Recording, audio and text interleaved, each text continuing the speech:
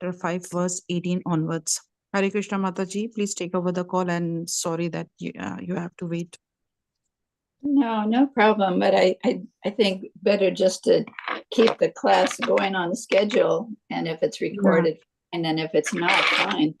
Otherwise, everyone is just sitting, why not just keep going? It's like when the lights go out in New Vrindavan, we don't just stop the RT or whatever because there's no lights. We just do it in the dark till someone brings a flashlight or whatever. Now we have generators. All right, very good. Good morning, everyone. Hope everyone is doing well. All glories to Srila Prabhupada, all glories to Sri Guru and Gauranga.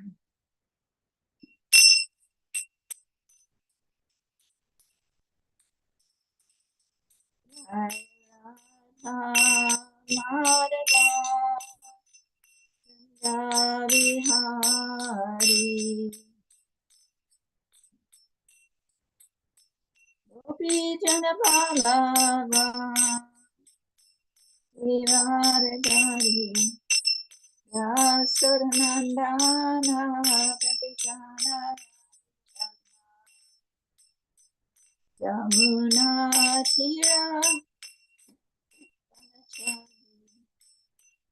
Jaya Radha Madhava Kunjavihari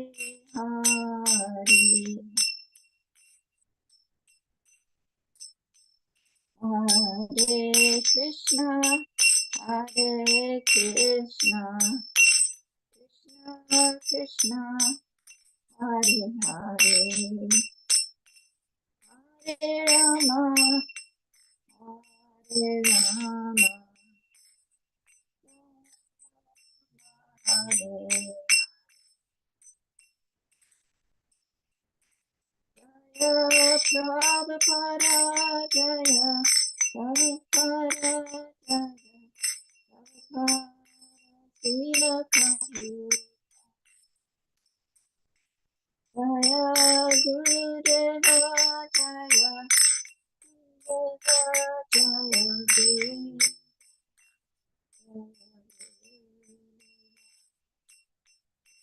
Nitai Gaur Haribo, Haribo, Nitai.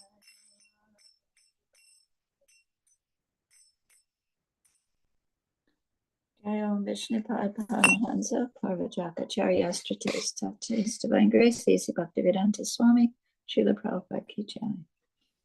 Jai Om Vishnupad Paramahansa Parvajakacharya Stratis Tatis Divine Grace Srila Bhakti Siddhanta Saraswati Thakur Srila Prabhupada Ki Jai. Ananta Karta Vaishnava Vrinda Ki Jai Namacharya Srila Haridas Thakur Ki Jai. Prem Sri Kaho Sri Krishna Chaitanya Prabhu Nityananda Sri Advaita Gadadhar Sri Vasadi Gaur Bhaktivinoda Ki Jai. Sri Sri Radha Krishna Go Gopinath Shama Kunda Radha Kundi Devi Govardhan Ki Jai. Sri Vrindavan Dham Ki Jai, Navadvip Dham Ki Jai, Jamuna Maya Ki Jai, Ganga Maya Ki Jai, Bhakti Devi Ki Jai, Srimati Tulsi Devi Ki Jai. Sorry, Samaveda Bhaktivinoda Ki Jai. All glories to the assembly devotees, all glories to the assembly devotees, all glories to the assembly devotees. All glories to Sri Guru and Sri Gauranga, all glories to Srila Prabhupada. Om Namo Bhagavate Vasudevaya. Om Namo Bhagavate Vasudevaya. Om Namo Bhagavate Vasudevaya. So we are reading from the beautiful Srimad Bhagvatam, Canto 7, Chapter 5, text number 18. Would anyone like to do the Sanskrit? I'm sure they do it better than I would.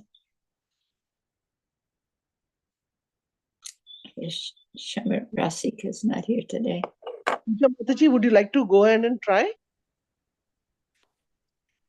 Because she would do it sometimes, I know. Okay. Are you there, Puja Mataji? Yes, Mataji, but I don't have the text. Can you please share the link so that I can read from there? Okay, let me just see.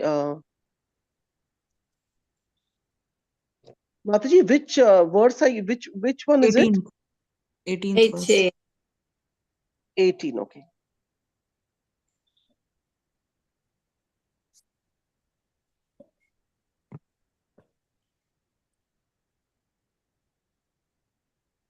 I'll have to go I'm to the just- Vedas. I'm just putting it in the chat.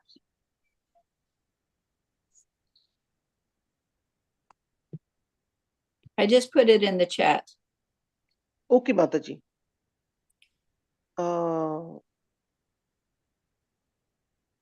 Ititam, this one, right? Yeah.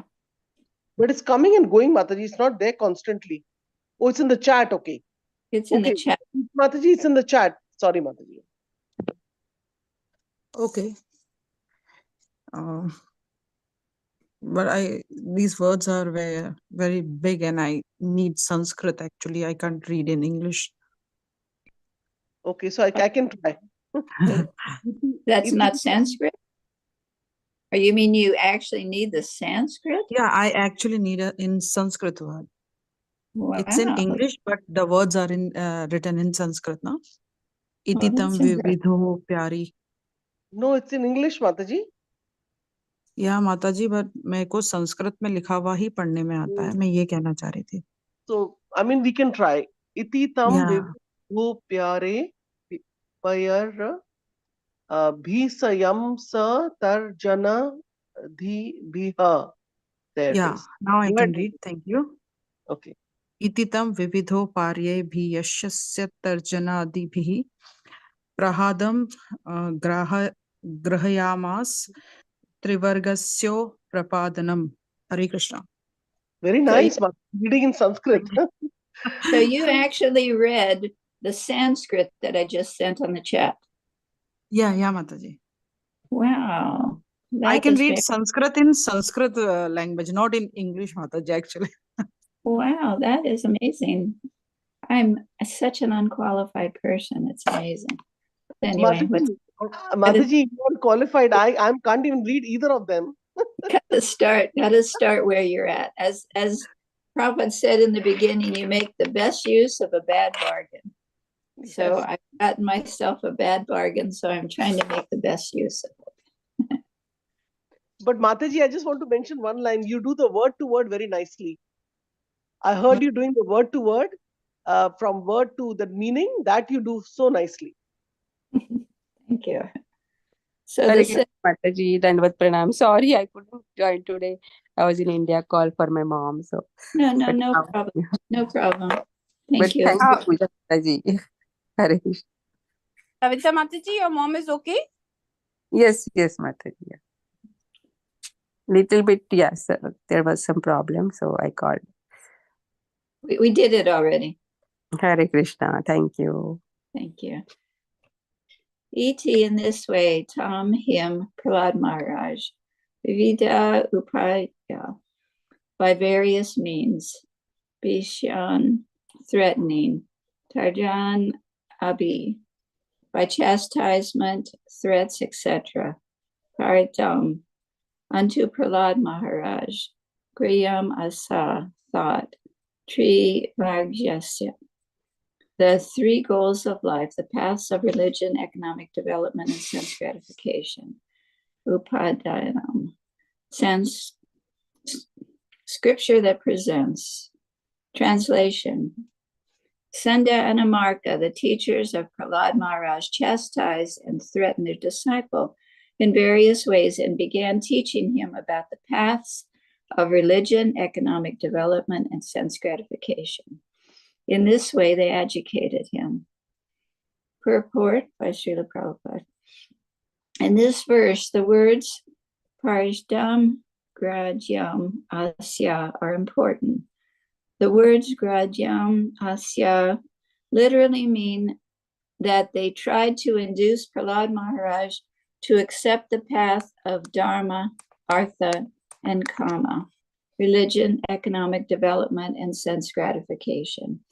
People are generally preoccupied with these three concerns, without interest in the path of liberation. Hiranyakasipu, the father of Prahlad Maharaj, was simply interested in gold and sense enjoyment.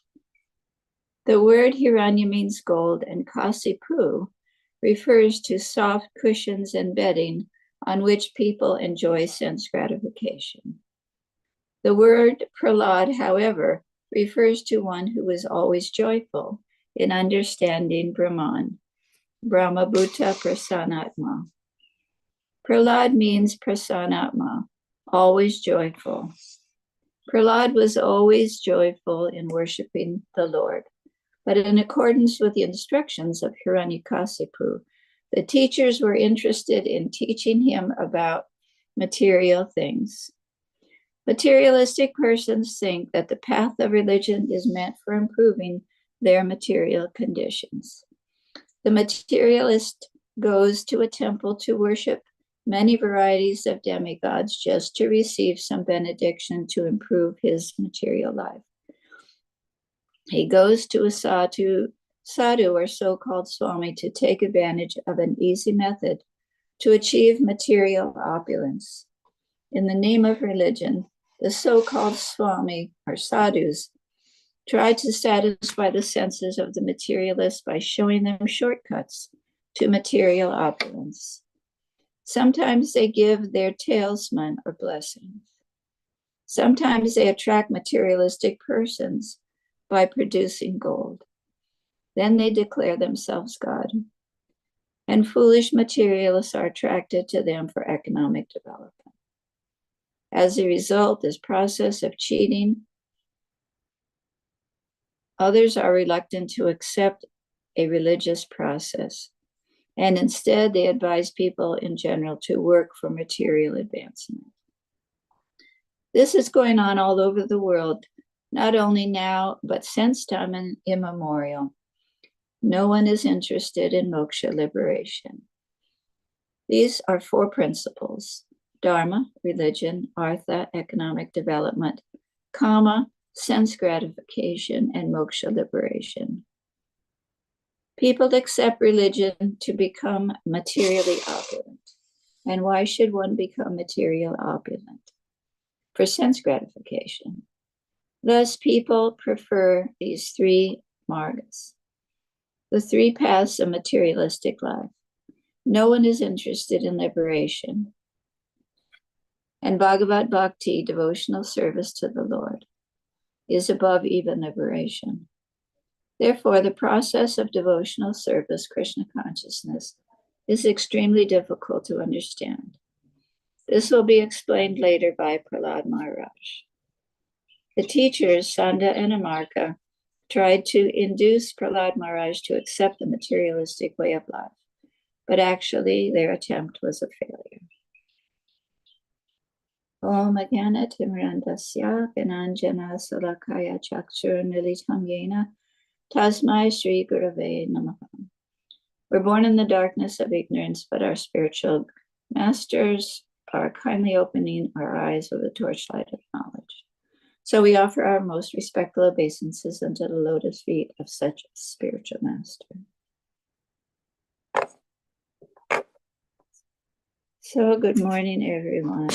This is our good fortune to wake up to a morning program in the Association of Devotees and to hear the teachings of the beautiful Srimad Bhagvatam, along with the gracious purports by His Divine Grace, A.C. Bhaktivedanta Swami. This is our good fortune to spend part of our day engaged in devotional service. So this particular verse is talking about the different types of activities that are materially that materialists are inclined to: religion, economic development, and sense gratification. So I was curious about the idea of religion. I mean, we kind of take it for granted that religion means to worship God. But we see that it is categorized in a materialistic viewpoint here. least according to Srila Prabhupada, he's showing it in that light, where religion is supposed to be a transcendental development of a relationship with the Lord in service. We see that most religions nowadays are geared towards material gain and asking for some material benediction. I actually started to write a little paper on prayer, because when anything bad happens, everyone says, please give your prayers, please pray for me, please. And then I started thinking, well, what actually is prayer? And according to the different mode of nature that one is in, apparently our way of faith and religious outlook and our prayer is going to be in accordance with that view that we have, where we're situated.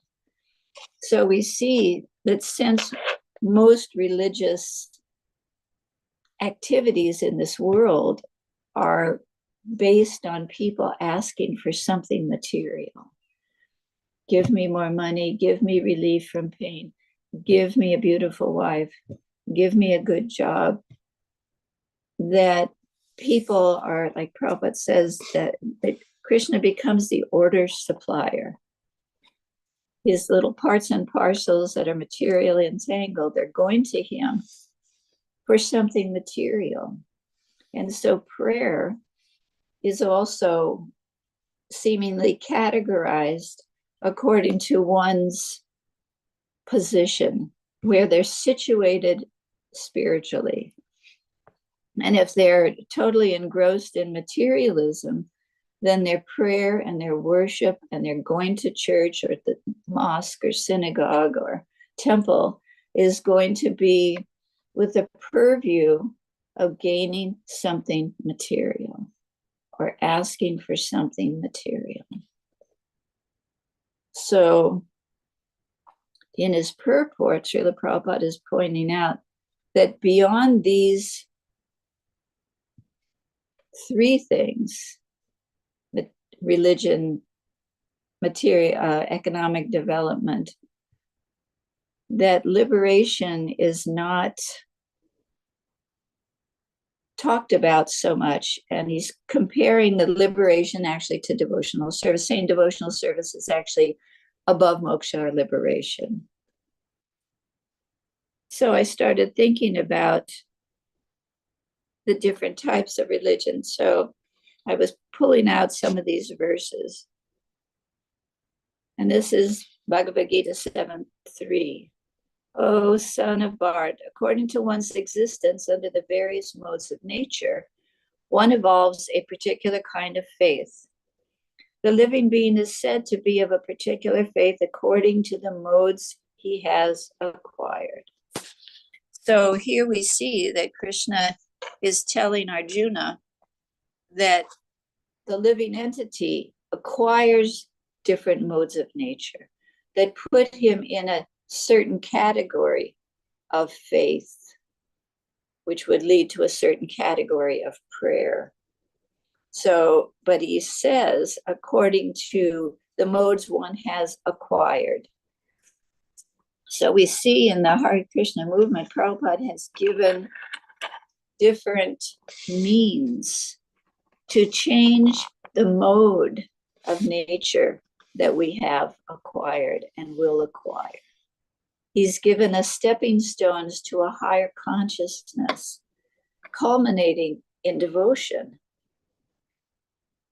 Our temples are not meant to go to just for material purposes. Krishna, give me this, Krishna, give me that. It's actually an opportunity to engage in that devotional service without motivation, except for that devotional service. That will change our mode of nature and elevate us eventually to a transcendental mode that will enable us to actually engage in devotional service. So when I was, well, let me read the purport. It's a little bit long, but everyone has a particular type of faith regardless of what he is, but his faith is considered good, passionate, or ignorant according to the nature he has acquired. Again, we are acquiring a certain nature by our activities, by our desires. Thus, according to his particular type of faith, one associates with certain persons. Here again, you have Lord Chaitanya speaking with Ramananda Roy about what is the highest? What is the highest? And we hear about association of devotees. So that's like the elevator, associating with people that are fixed up in their devotional service is how we can make very quick advancement. So according to the type of faith, one associates with certain persons, and that's what we're doing here. We're associating so we can be raised to a higher platform of devotion. And Prabhupada goes on, now the real fact is that every living being, as is stated in the 5th chapter, is originally a fragmental part of the Supreme Lord. Therefore, one is originally transcendental to all the modes of material nature. But when one forgets his relationship with the Supreme Personality of Godhead and comes into contact with material nature in conditioned life, he generates his own position by association with different varieties of material nature. The resultant artificial faith and existence are only material. Although one may be conducted by some impression or some conception of life, originally he is nirguna or transcendental. Therefore, one has to become cleansed of the material contamination and that he has acquired in order to regain his relationship with the Supreme Lord. So basically, we are not supposed to be using our temples for materialistic purposes. Krishna, give me this, give me that. We are supposed to be elevating ourselves to the platform of devotional service through the opportunities given in the different temples.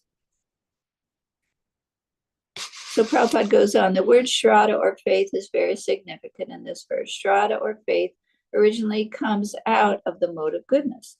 One's faith may be in a demigod or some created god or some mental concoction. One's strong faith is supposed to be productive of works of material goodness. But in material conditioned life, no works are completely purified. They are mixed. They are not in pure goodness. Pure goodness is transcendental. In purified goodness, one can understand the real nature of the Supreme Personality of Godhead. As long as one's faith is not completely in purified goodness, the faith is subjected to contamination by any of the modes of material nature. And he goes on, thus we find different types of faith in the world, and there are different types of religions due to different types of faith. The real principles of religious faith is situated in the pure mode of pure goodness, but because the heart is tainted with different kinds of religious principles, but because the heart is tainted, we find different types of religious principles. Thus, according to different types of faith, there are different kinds of worship. So in our situation, we're fortunate to have great personalities like the Goswamis and Lord Chaitanya's mission himself. He wasn't showing his example. Well, Jesus also, the example is that of a renunciate, traveling and preaching and glorifying the Lord. That was all he did. Taking part in the Rath Yatra, cleaning the Gundicha temple, offering prasadam to the devotees, singing in congregation the glories of the Lord. It's so simple, but it's so profound at the same time and so transcendental. So in the Bhagvatam, 11:25-27, faith directed towards spiritual life is in the mode of goodness. Faith rooted in fruit of work is in the mode of passion. Faith residing in irreligious activities is in the mode of goodness and ignorance. But faith in my devotional service is purely transcendental. In the Nectar of Devotion, Rupa Goswami says, first-class devotional, pure devotional service. First-class devotional, pure devotional service. Generally, people are engaged in different activities to get some material profit, while most philosophers, pure devotional service must always be free from such fruitive activities and philosophical speculation. The Nectar of Devotion, the relishing of transcendental mellows in discharge of devotional service cannot be experienced by all classes of men, because of this sweet loving mood is developed only from one's previous life's activities or by the association of unalloyed devotees. So Prabhupada has established a spiritual movement, back to home, back to Godhead. That was on his magazine. He was trying to offer the opportunity for us to get out of the mundane religion that most of us had been in contact with and to be elevated to devotional service, which is in a whole different mode of life. Only by Nectar of Devotion, only by developing such faith in the association of pure devotee, or by having in one's previous life executed devotional activities, can one actually relish the mellow of devotional service. In other words, this transcendental bliss is not to be enjoyed by any common man unless he is so extraordinarily fortunate as to be in association with devotees or to be continuing his previous devotional service. So what do we see? Lord Chaitanya came himself. Lord Nityananda came. The whole Sankirtan movement came. And what did they do? They didn't, well, actually, even the Goswamis, they didn't establish these temples in Vrindavan, from what I read. They were built by devotees, certain rich devotees and inspired devotees, to house the deities of the Goswamis. The deities of the Goswamis were being worshipped on the ground in the forest, hanging in the trees. You know, the Goswami themselves didn't generally make the temple, but they facilitated the worship of the deity for that reason. But they themselves were engaged in pure devotional service. They were renunciates. They had nothing. And I'm totally preaching to myself here too. You know, our means of making spiritual advancement is not by how nice our house is, our apartment, how we have everything in order, our new car, so we can go to the temple. You know, if we back up a little bit and look at these great souls, they're living with nothing. When ISKCON started, Krishna made it a certain way. He brought Prabhupada over with nothing. He was a beggar, basically, but also not a beggar at the same time, giving the highest spiritual consciousness and process. But still, he lived in such a way, I don't want to say he was a beggar, but he was living in such a way, a very simple, he would take whatever facility was given to him. When they offered hotels instead of an unfinished room at the temple, he said, no, I don't want to be at a hotel, I want to be at the temple. He You know, Prabhupada was very simple, but very focused on what he was doing. And as he said, I was always praying to Krishna that I wouldn't fall down.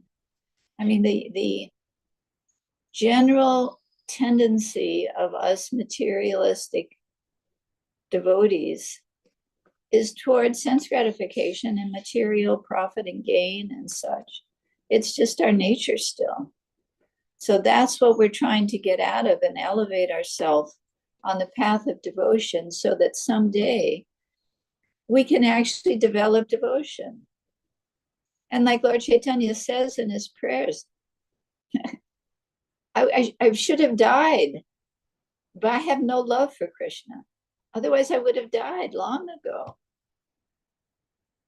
And unfortunately, I have no taste for chanting. And sometimes, okay, I finish my rounds every day, but I know I don't have that taste for chanting. You know, if you're thinking, oh my God, I got to do my rounds, instead of, like Prabhupada talked about certain devotees, like Mother Jamuna.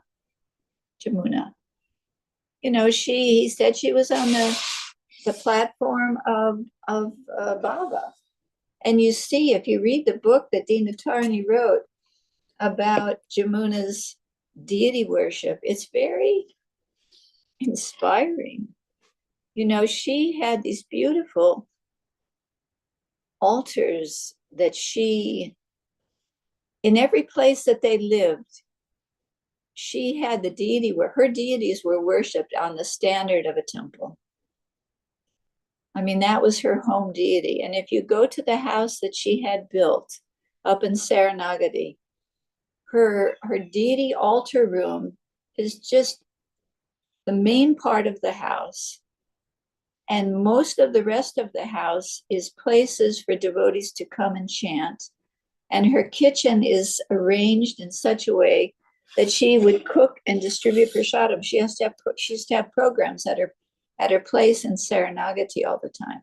My son lives there for the last like 15 years or something, or 20 years.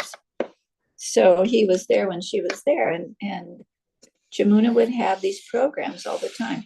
And her bedroom is about the size of someone's walk-in closet. Very small bedrooms. Her and Dinatarani lived austerely as the servants of the deities.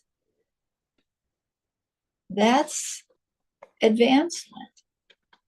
And there's another devotee that was in New Vrindavan, Mother Ladini. And I was just listening, and I've heard many times from Radhanath Swami and Bhaktitirtha Swami that they were totally inspired by her devotion. She was extremely renounced, extremely knowledgeable. Her books, I traveled with her one time, and I think it was her Chaitanya Charitamrita, big thick volume, was all marked and underlined, and she was very well read, and she had this great enthusiasm. She had these Gaura-Nitai deities that were like 2 feet tall, maybe 1.5 feet tall, that she would carry around with her. She took them to Africa. I mean, she had such conviction. But her devotion inspired, I mean, I heard Radhanath Maharaj say that I think about her every day. I mean, and I was just listening to him talk about her on a tape yesterday. You know, she was a very inspired person in her devotion. And the letters she used to write to Prabhupada, she's not a well-known devotee either. She wasn't a big, you know, like if you ask most people in the movement, half of the devotees or more than half of Prabhupada's disciples no one's ever heard of. I myself have never heard of, and I'm a god sister. But that's not what we're doing. Some devotees will become famous, and some devotees no one will even know. But that doesn't mean that their devotion, that's not the goal. The goal isn't to become a famous person in ISKCON or to have a position in ISKCON. It's actually to develop that devotion and that love of God, because that's what we're going to carry on with us. So we're fortunate. Here it says, so carried over from our last life, we're making an endeavor. We're trying to chant, we're associating with devotees. We're trying to make some advancement in this life. And this life goes so fast. Today is my birthday. I'm 76 years old, 76 already. And it's just yesterday, I was this young girl meeting Srila Prabhupada for the first time, getting this taste for devotional service. And now I can, like, my hip is starting to go out. It's like, am I going to be able to walk? I can't run around and do things anymore. I can't run into the temple. I have to start to internalize my devotional service. And for me, I'm a very Vata person. And I'm very active, like the Energizer Bunny, just a very active, doing this, doing that, doing this, doing that. But my internal and my studying has been neglected through the years, I have to say. And it's not something that I'm proud of, but Krishna's like trying to make me,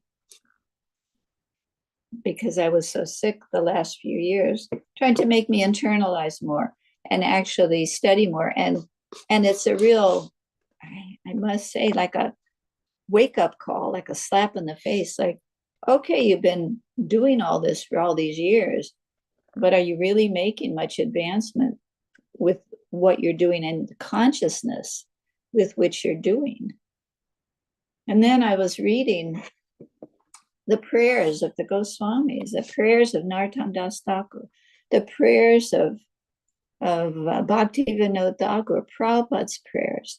It's on such a different platform. It's so nectarian. That nectar of devotion that we're looking for is real.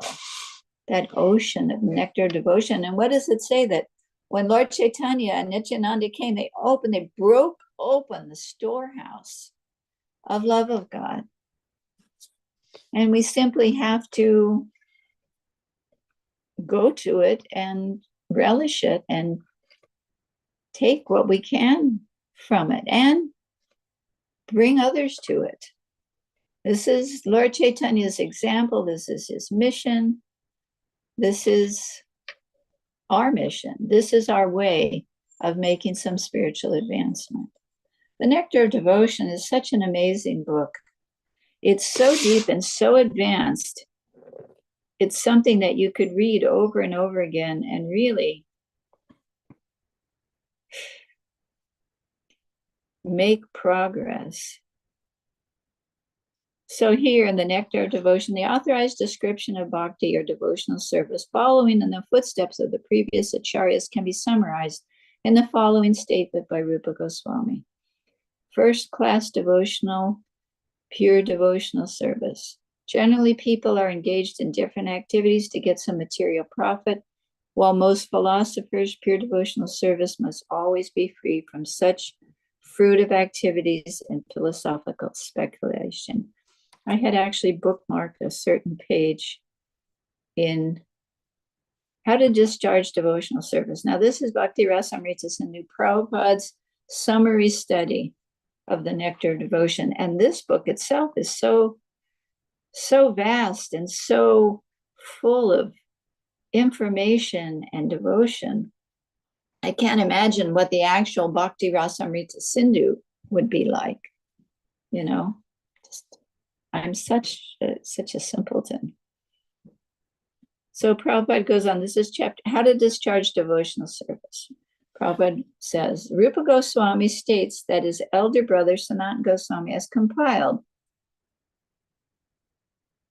the Hari Bhakti Vilas for the guidance of the Vaishnavas, and therein has mentioned many rules and regulations to be followed by the Vaishnavas. Some are very important and prominent, and Rupa Goswami will now mention these very important items for our benefit. This book is just so full of nectar and so full of direction. The purport of this statement is that Rupa Goswami proposes to mention only basic principles, not details. For example, a basic principle is that one should accept the spiritual master. Exactly how one follows that instruction of the spiritual master is considered a detail. For example, if one is following the instructions of the spiritual master and that instruction is different from the instructions of another spiritual master, this is called the detail information. But the basic principle of acceptance of the spiritual master is good everywhere. Although the details may be different, Rupa Goswami does not wish to enter into details here, but wants to place before us only the principles. He mentions the basic principles as follows: accepting the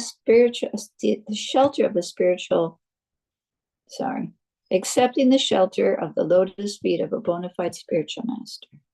2, to become initiated by the spiritual master and learning how to discharge devotional service from him.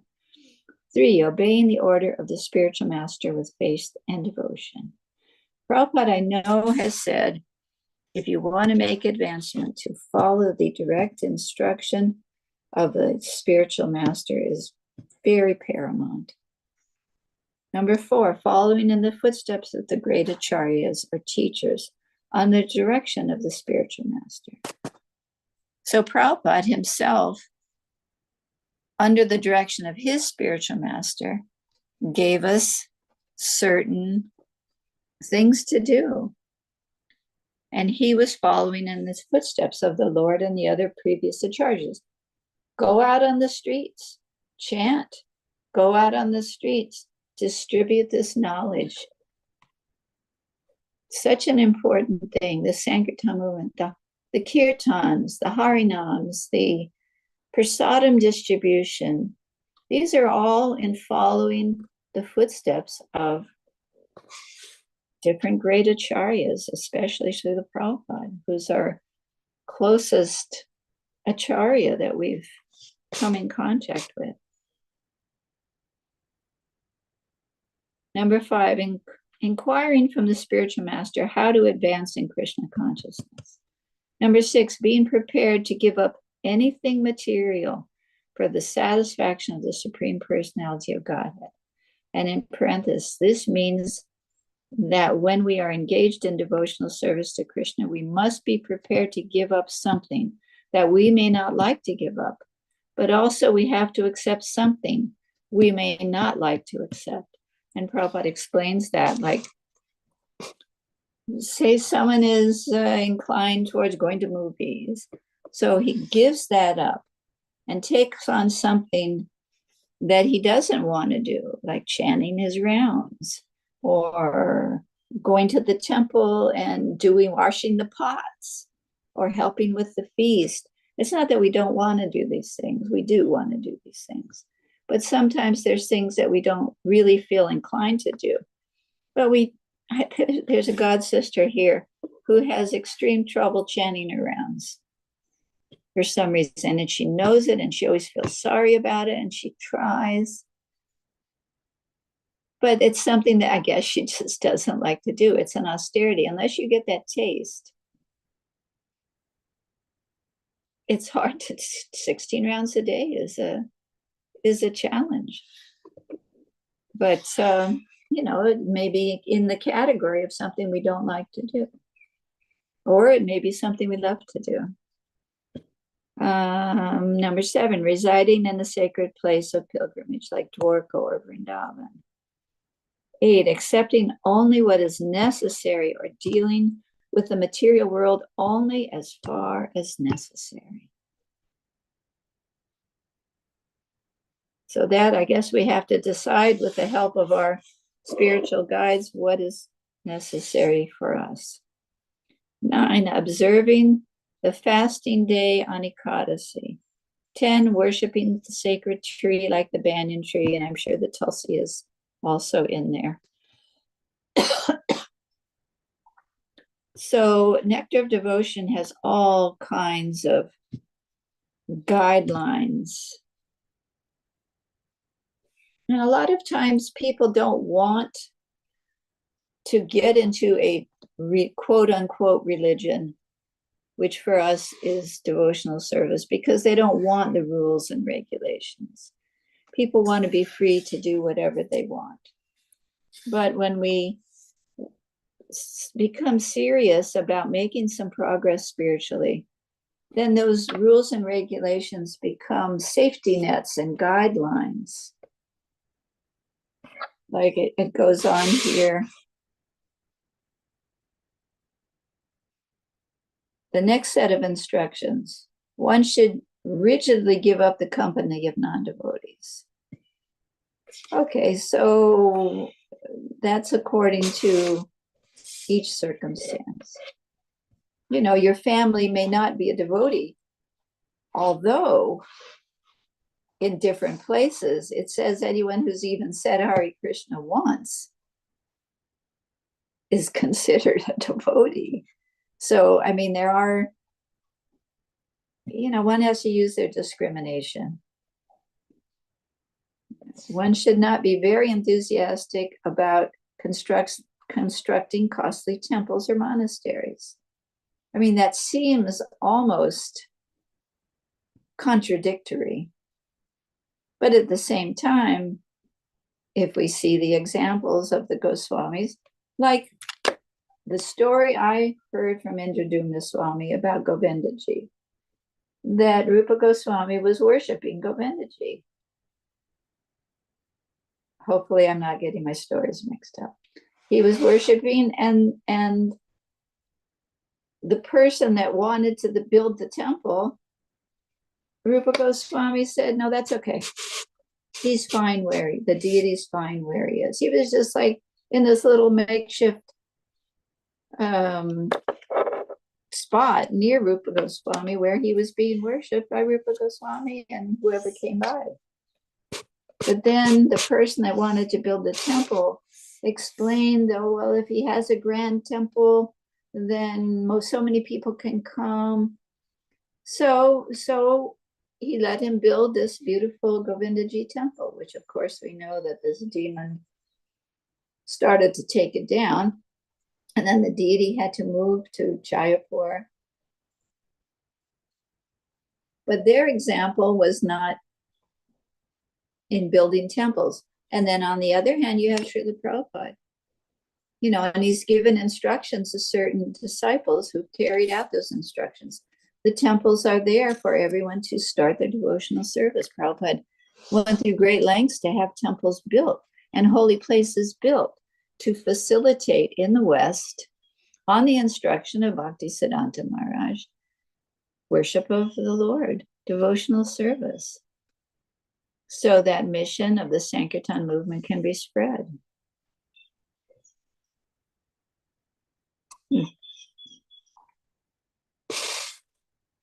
All right, it is almost 20 after. I mean, there's so much on the subject matter. Nectar of Devotion is such a beautiful book. Other things, other next important items. One should decorate the body with tilak. And it's true, when I go and do tours at the palace, regularly someone says, why do you put that on your forehead? I mean, Malati wears her tilak no matter where she is. She's going shopping. She doesn't always wear her sari. She might have a Punjabi on, but she always has her tilak on, and people know who she is and where she's coming from, and it just opens doors for people.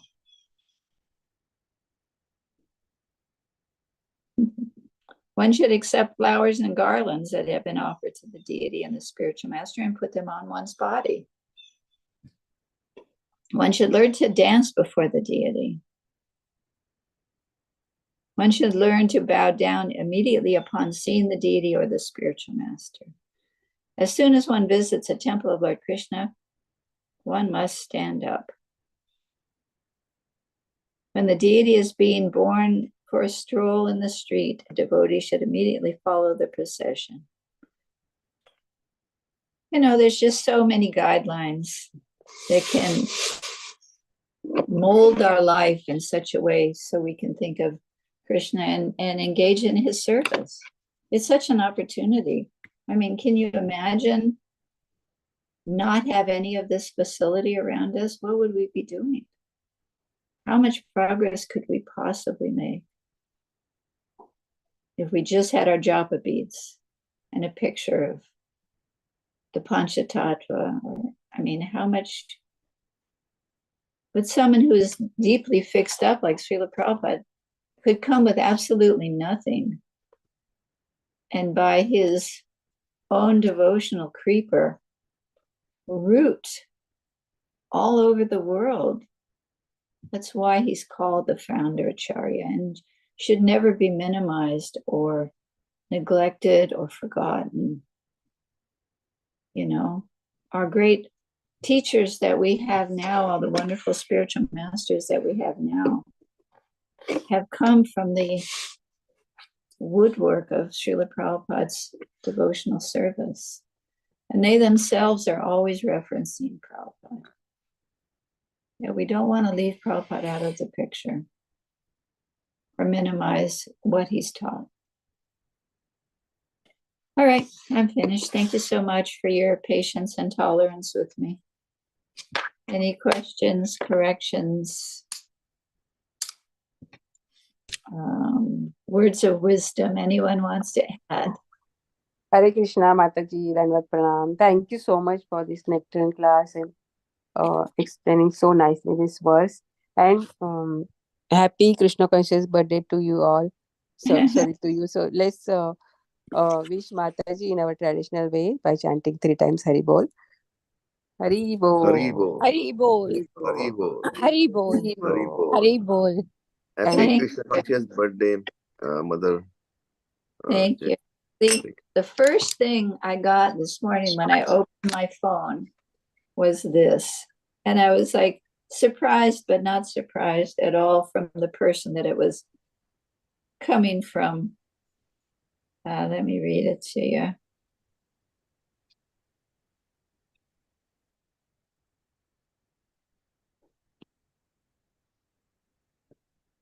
What's Hmm. that?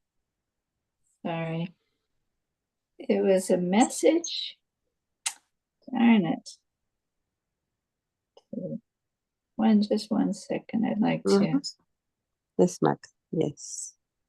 Oh, We'd like here, to hear. here it is. This is what I opened my phone to. Dear Jai Shri Mataji, please accept our humble obeisances, all glories to Srila Prabhupada and his sincere followers. Wish you a happy Krishna conscious birthday. Hope you are well. We are conveying Guru Maharaj's blessings to you on this special day. This is from Jayapataka Swami. I am sending my blessings for your birthday. Hari Bol. Hari So Bol. beautiful. May this be your last birth in the material world. I pray for you regularly in front of the deities. Now, I'm sure this is sent to everyone, but still the fact that, and then they sent a picture of Radha Madhava. It's from Jayapataka Swami's care team.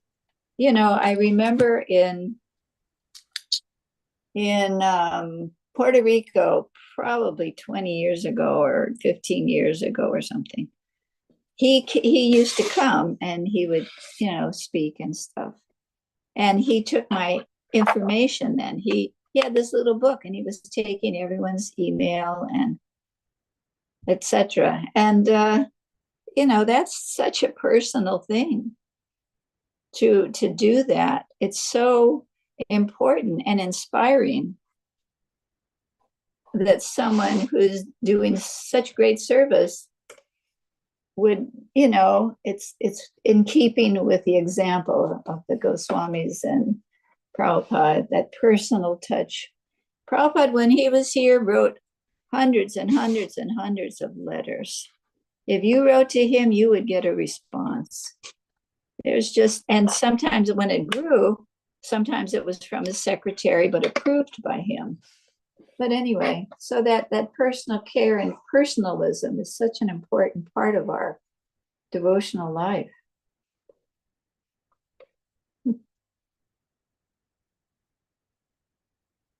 Yes, Mataji. That's so nice of him. And that's the best quality of Maharaj, that he responds everybody's email. And Yes, personally he gives the blessings. So that's so nice of him.